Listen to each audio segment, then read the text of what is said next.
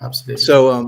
So how did you find YOM? I'm not sure exactly how we first got introduced, and the synergies that we're saying that we want to make games available to people where they already are, which is on any device, but it's through a web browser. If we can allow games to reach players there, get them past the hardware wall of not having to own the expensive gaming computer or the consoles, then we can make it much more available. These massive worlds that you're talking about, much more available to the masses.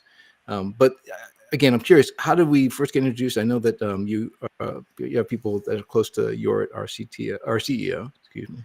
Yeah, that's a good question. It was certainly not me who initiated that contact. I don't know who did, whether it was on our side or yours. But there were, maybe my co-founder Tobin, Yeah, I think Alan, Felix, maybe him or Toby. Someone on the team might have made that first contact. But I remember being told about you guys and then being introduced, and it was really great. Like we sort of kind of got along really well from the first meeting.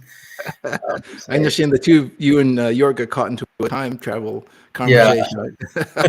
I think we did get a bit carried away when we speak. So yeah, well, that was great. It was Yeah, no, amazing. he's a brilliant mind as well, and he's a lot of fun to talk to. If you can get him, off topic, it's even more fun than when you try to stay on topic sometimes. Yeah, maybe at the pub sometime when we meet face to face. Yeah.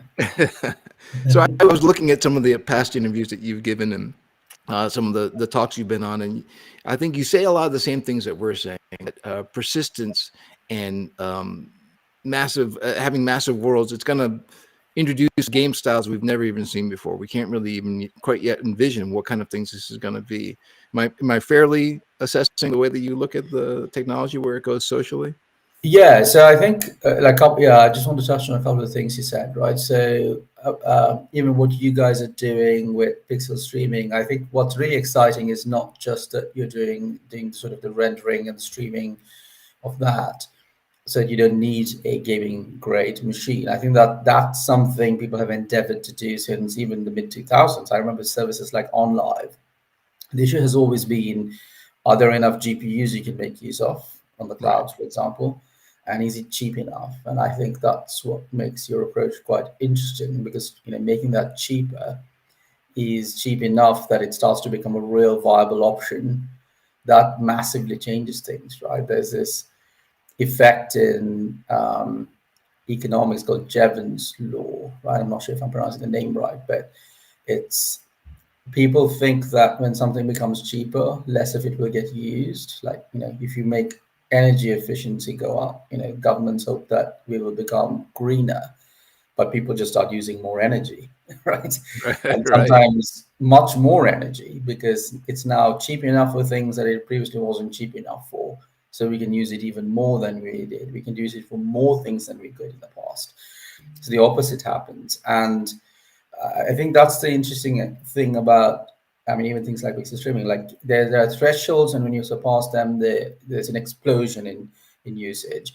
And to quite an extent, I mean, the core of what we offer is similar. Like what we've cracked is a third model of gaming backends. So traditional gaming backends were about, it's more client server or peer to peer, and we have a third model where we can make a massive amount of usage of nodes in the open internet, but we also augment that with edge and cloud. That significantly reduces the cost and the ops load and the management of it and so on. But at the same time, it provides all of the benefits of traditional client server. Now that makes, I mean, alternative gaming backends, what they can do with 10,000 to 40,000 CPU cores, our tech can do with like 700 CPU cores. So that's a massive increase in efficiency. But that also means that we don't need people to be thinking about those big games, which does take some vision to do, and there are a few people doing it, to come in through the door.